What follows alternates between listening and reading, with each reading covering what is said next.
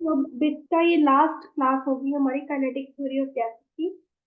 इसमें हमारे पास है एवोगैड्रोस नंबर और ब्राउनियन मोशन, ये दो टॉपिक्स है। एवोगैड्रोस नंबर क्या है? नंबर ऑफ एटम्स जो प्रेजेंट है, number of atoms present in 1 gram atom of an element, कोई भी एलिमेंट हो सकता है, ऑफ एन एलिमेंट। और यू कैन से हाँ, या कह दो नंबर ऑफ मॉलिक्यूल्स प्रेजेंट। इसके अलावा क्या कह सकते हो? नंबर ऑफ मॉलिक्यूल्स प्रेजेंट, ये भी कह सकते हो, number of molecules present in 1 gram molecule. देखो जब नंबर ऑफ एटम्स होगी तो 1 ग्राम एटम होगा, अगर नंबर ऑफ मॉलिक्यूल्स है तो 1 ग्राम मॉलिक्यूल्स होगी। 1 ग्राम मॉलिक्यूल ऑफ सब्सटेंस, उसमें सब्सटेंस लेंगे। एटम के रिलेटेड एलिमेंट होगा, मॉलिक्यूल्स के रिलेटेड क्या लेंगे? सब्सटेंस लेंगे। ठीक है, तो इसको अगर मैं कहूँ, जनरली ये होता है कि नंबर ऑफ पार्टिकल्स में प्रेजेंट है 1 मोल ऑफ सब्सटेंस, और इसकी वैल्यू क्या होती है? 6.0223 इंटू 10⁻23, और पर मोल ये वैल्यू होती है, यानी कि मोल इनवर्स आ जो यूनिट है। इसकी इंपॉर्टेंस क्या है? सबसे पहले अगर मुझे कैलकुलेट करना है एक्चुअल वेट, एक्चुअल वेट को मैंने कैलकुलेट करना है of 1 atom of an element. Actual weight calculate करना है 1 एटम ऑफ एन एलिमेंट, तो किसके को आएगा? Atomic weight. अब याद रखो ये मैंने सारा कुछ ग्राम में लेना है upon Avogadro number. Second thing, अगर मुझे कैलकुलेट करना है एक्चुअल वेट, अब आपको दोबारा से एक्चुअल वेट आ गया, बट ये मेरे पास एटम के रिलेटेड नहीं है, मॉलिक्यूल से रिलेटेड, ऑफ 1 मॉलिक्यूल, और 1 molecule of a substance. 1 molecule of a substance, तो किसकी खुलाएगा? मॉलिक्यूलर वेट, मॉलिक्यूलर वेट जो कि ग्राम में है upon Avogadro's number. Now number 3, if we have to calculate the number of atoms, number of atoms present in given amount of elements, मुझे amount they the element की, उसके अंदर कितने number of atoms present है वो दिखा देखिए। तो कैसे करेंगे? उसमें एक Avogadro number upon atomic weight times m, mass of that element. Number 4, ये अलग अलग देखो कितनी ज्यादा विशेषताएं है। ठीक है, अब अगर करनी है मुझे number of molecules calculate, number of molecules present in given amount of substance।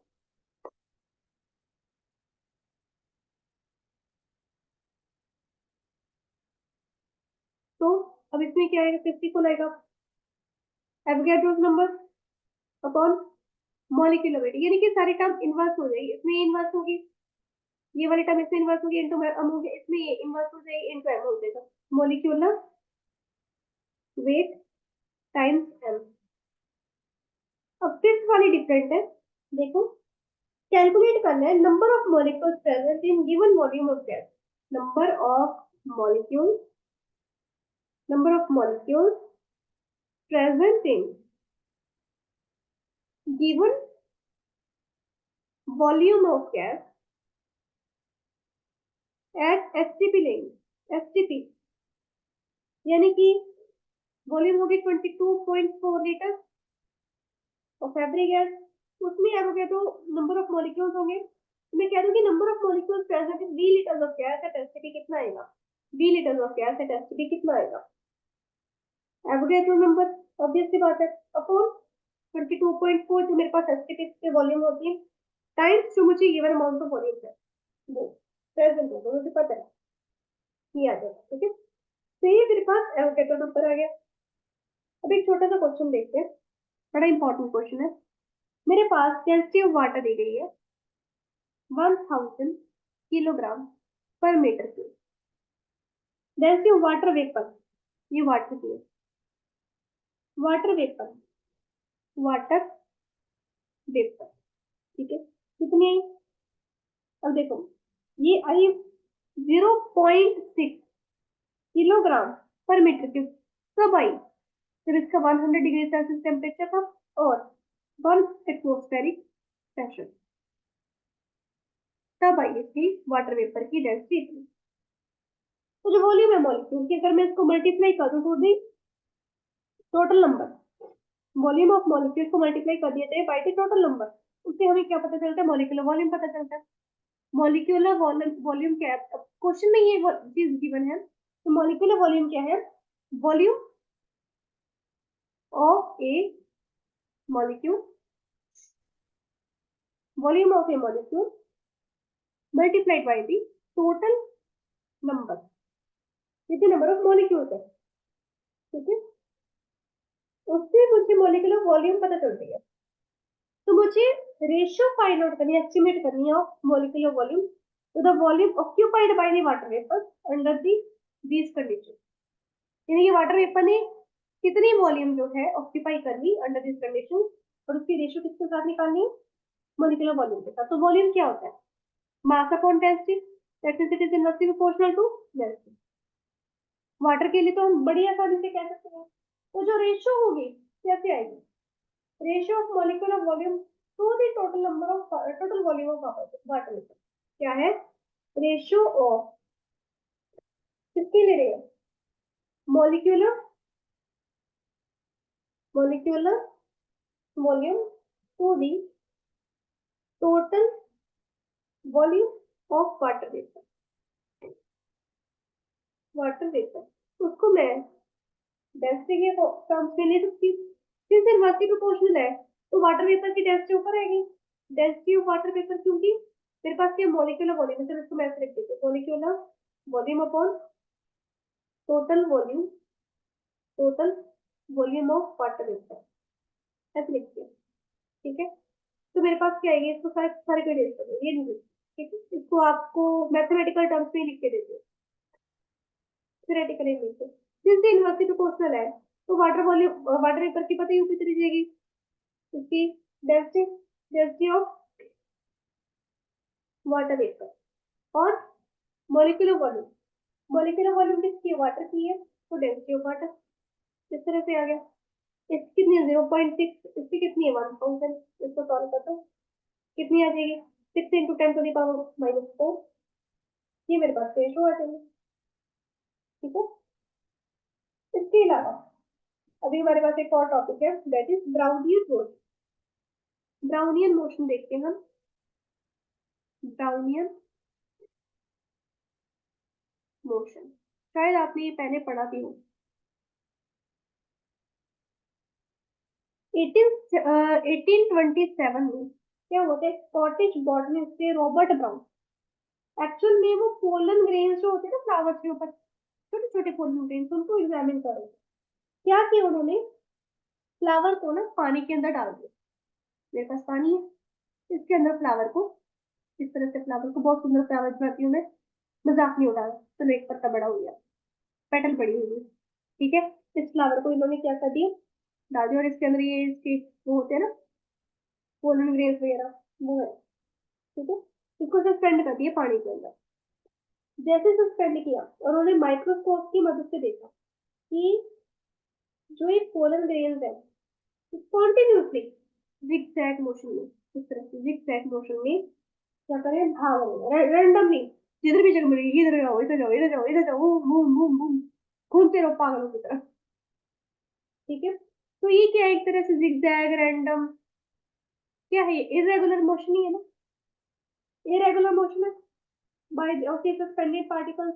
तो ये इरेगुलर मोशन को, इस इरेगुलर मोशन को किसके, पोलन ग्रेन्स के, किसके, फ्लावर के, किसके अंदर, पानी के अंदर, जब देखा किसके सहायता से, माइक्रोस्कोप की सहायता से, उस वक्त जो इरेगुलर मोशन देखने को मिला उसको क्या कह दिया उन्होंने नाम, ब्राउनियन मोशन। तो इससे आप कहोगे अरे यार ये तो मॉलिक्यूल्स है, डस्ट पार्टिकल्स जैसे जैसे हवा में ऐसे रैंडम मोशन करते हैं वैसे ये करे, क्या खास बात है इससे? इससे हमें डायरेक्ट एविडेंस मिला for the existence of molecules and there motion. Brownian motion से पता चला कि मॉलिक्यूल्स किस तरह से एग्जिस्ट करते हैं और किस तरह से वो मोशन करते हैं। दैट मीन्स हम फ्लूइड पढ़ रहे हैं ना, फ्लूइड से शुरुआत की थी हमने, मैकेनिकल प्रॉपर्टीज ऑफ फ्लूइड, जिसमें हमने कहा था गैस भी होती है, लिक्विड भी होता है, यानी कि लिक्विड के अंदर भी इस तरह का मोशन देखने को मिलता है। गैसेस में आप कहीं तो फ्लाइट आ रहे डार्क रूम में 10 पार्टिकल देखोगे कैसे इरेगुलर मोशन करेंगे, वो भी तो ब्राउनियन मोशन ही हो गया। ठीक है, अब इसका कारण क्या है? देखो, कोई भी ऑब्जेक्ट है उसको सस्पेंड करोगे फ्लूइड के अंदर, जैसे हमने इसको पानी के अंदर सस्पेंड कर दिया, ठीक है, उसको कॉन्टिन्यूसली बम्बार्ड करोगे by the fluid molecules from hydrogen, यानी कि इसको स्टेर कर दो। अगर ऑब्जेक्ट जो है बहुत ही ज्यादा स्मॉल हो बट स्टिल हमें क्या अंडर द माइक्रोस्कोप दिख रहा है, जैसे कि पोलन ग्रेन पे उनका साइज होता है अबाउट 10⁻⁻5 मीटर इन डायमीटर इतना साइज होता है उनका, इतने छोटे होते हैं बट स्टिल हमें दिखाई देते हैं।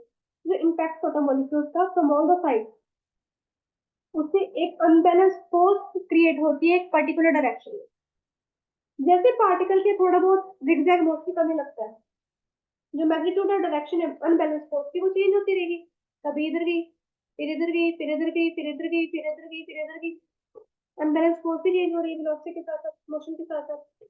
तो जो ऑब्जेक्ट है वो जिगजैग मोशन में या जिगजैग मैनर में मोशन करता रहता है रैंडमली। ठीक है, अब इस ब्राउनियन मोशन को क्या क्या चीजें इफेक्ट करती है? सबसे पहले decrease in size of the suspended particles, यानी कि जो ब्राउनियन मोशन है एक्चुअली में होता है कि ब्राउनियन मोशन बढ़ता कैसे है, कैसे बढ़ता है? सबसे पहले डिक्रीज इन साइज किसके, ऑफ सस्पेंडेड पार्टिकल्स। ये पानी के अंदर ही करना है, ये डस्ट पार्टिकल वाला तो मैंने आपको वैसे एग्जांपल दी, लेकिन पानी के अंदर ही जिस चीजों को हम सस्पेंड करते हैं ना उसके लिए काउंट करते हैं सस्पेंडेड पार्टिकल।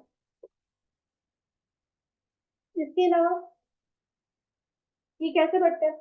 टेम्परेचर बढ़ा दो, आपने इसको फ्लूइड को वैसे नहीं हिलाना, टेम्परेचर बढ़ा दो, मॉलिक्यूल्स अपने आप इधर उधर घूमने लगेंगे, पॉलीमरेज भी घूमेंगे, इंक्रीज इन टेम्परेचर किसका, ऑफ फ्लूइड, ऑफ फ्लूइड।